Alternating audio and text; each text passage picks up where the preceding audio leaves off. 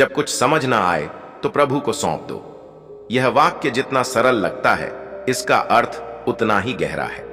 जीवन की राह में कई बार हमें ऐसे मोड़ मिलते हैं जहां से हर दिशा धुंधली लगती है। एक अनिश्चितता हमें घेर लेती है और यह एहसास होता है कि हमारे सारे प्रयास विफल हो चुके हैं। इन क्षणों में मनुष्य खुद को बेहद अकेला और असहाय महसूस करता है।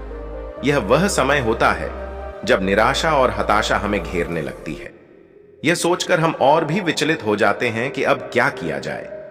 जीवन के संघर्ष और हमारी सीमाएं, मनुष्य का जीवन संघर्षों से भरा हुआ है। हर व्यक्ति के जीवन में एक समय ऐसा आता है जब उसे लगता है कि उसने हर मुमकिन कोशिश कर ली है, लेकिन फिर भी सफलता नहीं मिल रही। इन परिस्थितियों में हमें अपनी सीमाओं का एहसास होता है। हम यह समझते हैं कि हमारे प्रयासों से परे भी एक शक्ति है जो हमारे जीवन का संचालन करती है। यही समय होता है जब हमें यह मान लेना चाहिए कि कुछ चीजें हमारे हाथ में नहीं हैं। जरा सोचिए, कितनी बार हमने किसी कठिन परिस्थिति में खुद को अकेला पाया है। हम समाधान ढूंढने की कोशिश करते हैं, लेकिन कोई रास्ता नजर नहीं आता। यह वह समय होता है जब हमें अपनी परेशानियों और चिंताओं को प्रभु के चरणों में रख देना चाहिए। यह केवल एक धार्मिक या आध्यात्मिक प्रक्रिया नहीं है, बल्कि यह जीवन जीने की एक कला है। यह एक ऐसा मार्ग है जो हमें आंतरिक शांति और शक्ति प्रदान करता है। प्रभु पर विश्वास करना आसान नहीं है। यह विश्वास तब तक नहीं आता जब तक हम खुद को पूरी तरह से प्रभु को समर्पित नहीं कर देते। इस समर्पण का अर्थ यह नहीं है कि हम अपने कर्तव्यों को छोड़ दें या भाग्य के भरोसे बैठ जाएं। इसका अर्थ है कि हम अपने प्रयास पूरी निष्ठा से करें और फिर परिणाम की चिंता प्रभु को सौंप दें। कभी कभी हम सोचते हैं कि हमें ही सब कुछ नियंत्रित करना है। यह सोच हमें तनाव और चिंता से भर देती है। हम भूल जाते हैं कि जीवन में कई चीजें हमारे नियंत्रण से बाहर हैं। हम भविष्य को नहीं देख सकते, परिस्थितियों को पूरी तरह से नियंत्रित नहीं कर सकते। यही अहंकार हमें दुखी करता है।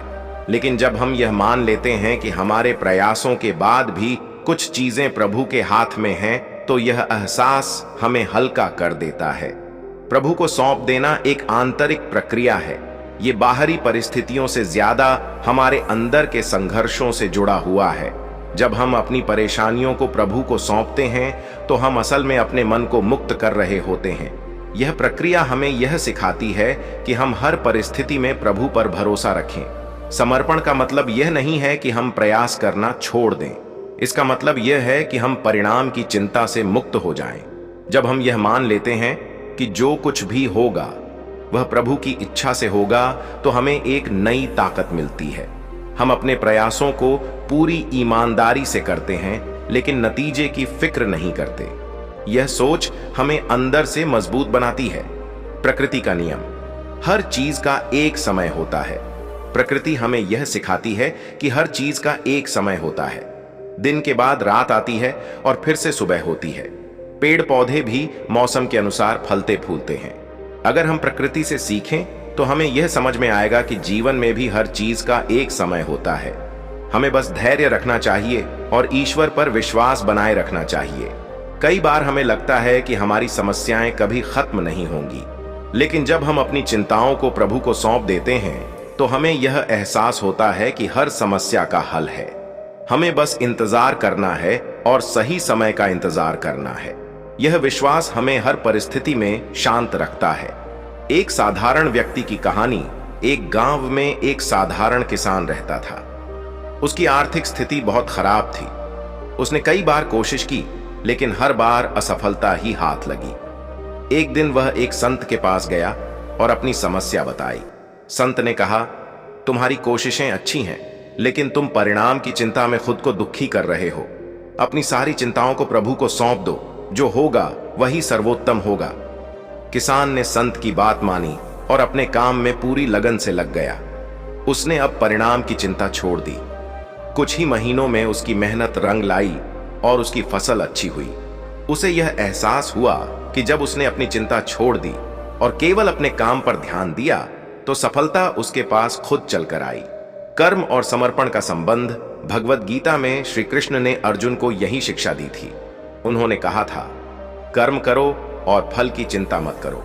यह संदेश हमें यह सिखाता है कि हमें अपने कर्म करने चाहिए और फल को ईश्वर पर छोड़ देना चाहिए।